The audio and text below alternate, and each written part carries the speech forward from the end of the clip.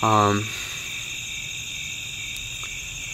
I read, it had a lot of it, and that's one thing that really convinced me that the Bible is true. I grew up believing in evolution.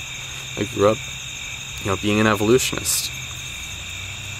My parents were Christians, they were first-generation Christians, so they both went to church, and somehow it always seems like I missed church just on the days when they were mentioning creation. This wasn't on purpose. But I did, when I was really young, I do remember there were Sunday school teachers that did not understand evolution. And I had a big problem with that, and I have a big problem with that today.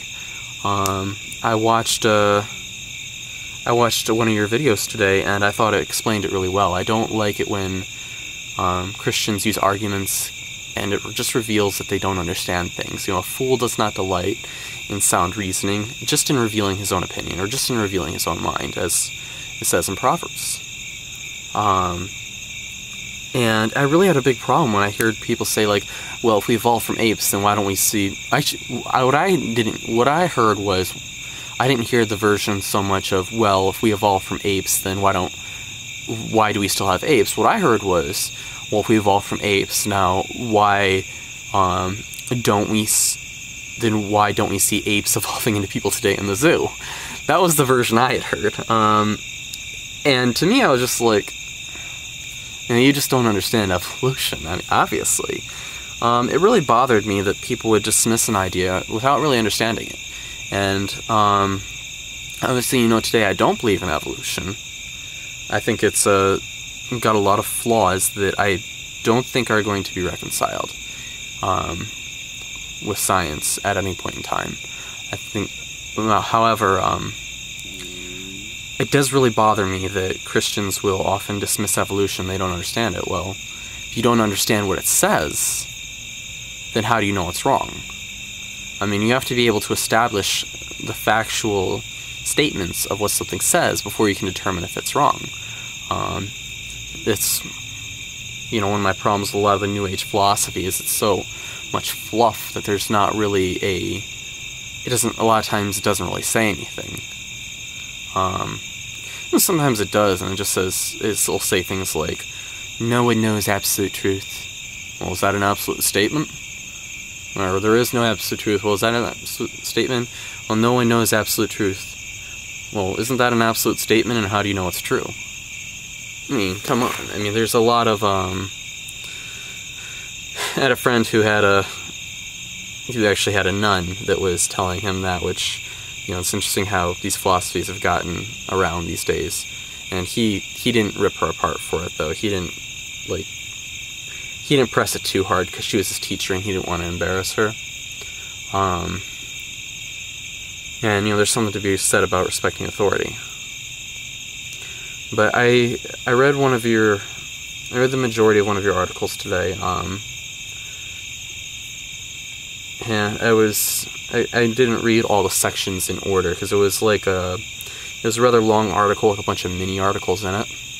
But I've watched your interviews, so I have a pretty good take on a lot of your viewpoints. And I think you explain things very, very well. I think a lot of times they're carefully worded. I hope you don't mind me saying that, but I think a lot of times they're very carefully worded.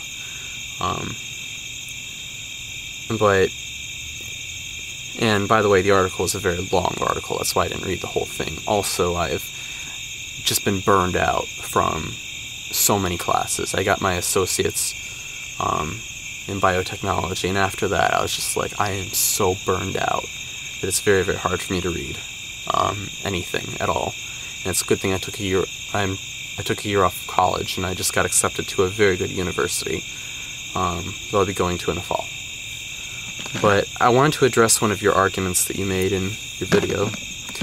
I was surprised when I found out in I watched the news, there was the news debate between you and Stephen Meyer. And I was surprised when they said anthropologist, because I was like, wait, she seems more like a biologist. I mean, it just seemed like she was more of a biologist, and I I looked up your biography and saw that you're a physical anthropologist, and then I looked up what that meant. So at first I was thinking it was just anthropology, as in more like sociology of primitive tribes. But it turns out I was wrong on that. And I thought it seemed to make more sense to a personality to be a physical anthropologist, somebody who studies what you study. And I don't think I can really rehash what I read without just pretty much giving you a verbatim quote. But in your article, and this is something you've maintained for a long time, there's been different versions of this argument out there. There's arguments out there that we're not allowed to consider intelligence in science, and your article qualified it a little more. It said that when science studies the natural world, we have to explain everything through natural means. And I would agree to an extent with that. But not wholly. Not entirely.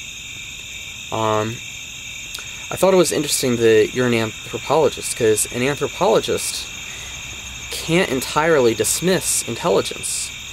And anthropology is very much a science. As an anthropologist, I have an arrowhead. I'm not an anthropologist, but I have an arrowhead in my hand. It's not a real arrowhead, it's a fake one. But as an anthropologist, if you were to find this in nature, you would conclude that this was the result of some form of intelligence. I mean, there are rocks out there that seem like they'd almost be a transition between an arrowhead. I mean, they're pointy. You find pointy rocks all the time. But an arrowhead is something different. If we found this in nature, scientifically, would you say it was the result of intelligence, or would you say that it formed naturally? And a lot of people, they can't really get around this dilemma. They'll say, well, science isn't allowed to consider the possibility of an intelligence. If you find an arrowhead, though, scientifically, you'd say it's the result of intelligence, and that's a scientific statement. That's not a religious statement. To say this is the result of intelligence. The same way we look at biological systems, we look at the, DNA, we look at the bacterial flagellum, and I remember the first time I saw, you know what the bacterial flagellum is, probably as well as I do. If not, maybe more so. I mean, I'm sure I would assume that you would have watched some of the intelligent design videos that are out there, some of the videos out there on creation. For those of you who don't know, the intelligent design movement really uses this as a big argument, and I think it's a very good one. They do a very good job at. Inside of bacteria, we find a motor that's, in a nutshell, it's pretty much an electric motor. The main difference is that it's powered by protons rather than electrons, but it works very much like a motor. It works very much like a motor in your car. I mean, it spins at 100,000 revolutions per minute, and then it can stop within a quarter of a turn and go 100,000 revolutions in the other direction. It's self-lubricating and everything, and it's tied into it'll be tied into, for example, light sensing systems. It's basically, the bacterium has basically autopilot. It's tied into automatic navigation systems. I mean, the bacteria themselves aren't intelligent. But I would submit that if we were to find a computer on the moon, or with little robots running around with it, if NASA scientists were to find that, they'd conclude that they were the result of some sort of intelligence. Say that we went to the moon the first time we found this. They would either say, wow, the Russians are really far ahead of us. Holy crap, they've been here first, and we didn't know it. Or they would say that there were some aliens involved, or some people from time travel or another dimension, or whatever. it'd be very exotic. I mean, whatever the intelligence is, because in our experience, the only intelligence that you can put in a test tube is that of human beings, or the only intelligent being. You can't really put human intelligence to a test tube, but you can. The only intelligence we can physically touch is a human being. That doesn't mean there aren't other intelligence out there. If we did find this situation that I said, even though we couldn't touch the aliens, even if we had no idea who the aliens were, even if we had no idea who built the robot, who built the computer on the moon, we would conclude scientifically it was the product of intelligence. In science, historically, it's not limited to natural causes. I mean, anthropology. That's your field of science. In anthropology, you can't have anthropology unless science is allowed to consider the possibility of an intelligence. And the idea that science isn't allowed to consider the supernatural, but Isaac Newton, the early scientists, they believed that God had created the universe, and they thought because a supernatural deity created the universe that it could be understood in rational, logical means, that it was understandable. As opposed to the pagan Greeks that thought that the gods were running the universe and that they would make different things happen at their whim. The Christians believed that an orderly, logical, rational God had created the universe, and therefore it should be understood in orderly, logical, rational ways. And that there would be laws out there that are, for all intents and purposes, unchanging, because God is unchanging. This is something that the historians of science, regardless of whether they're atheists, regardless of whether they're Christian, they all maintain that, hey, creationism, as it's sometimes referred to, wasn't a science stopper. It was the start of modern-day science. And of course, we look at things like with evolution, we look at things like the appendix and alleged junk DNA, the non-protein coding regions, and both of these things have been dismissed by evolutionists as being the result of as just being junk leftovers, and that really inhibited research. Now, we did do the research just because people end up doing the research, but I do remember when I was a kid, they used to talk about how it was, I didn't remember the exact numbers from when I was a kid, but talking about how like 97% of our genome is useless leftover junk from evolution, it doesn't do anything. But that's just simply not true. That's not the case.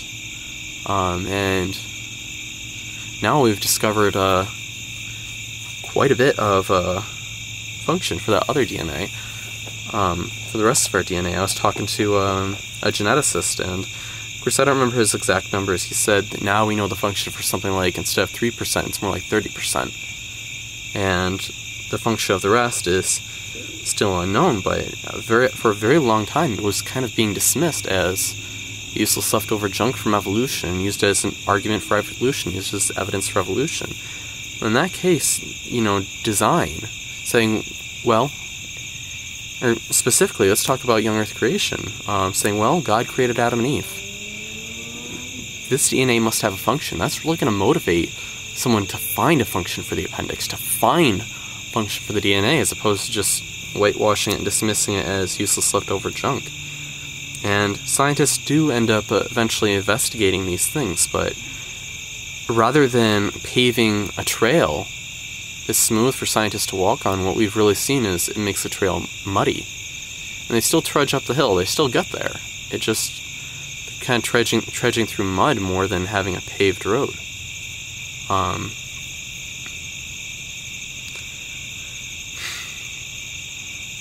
But there's a lot of things that I want to say in this video. There's a lot of things I want to say. Like I said before, if we find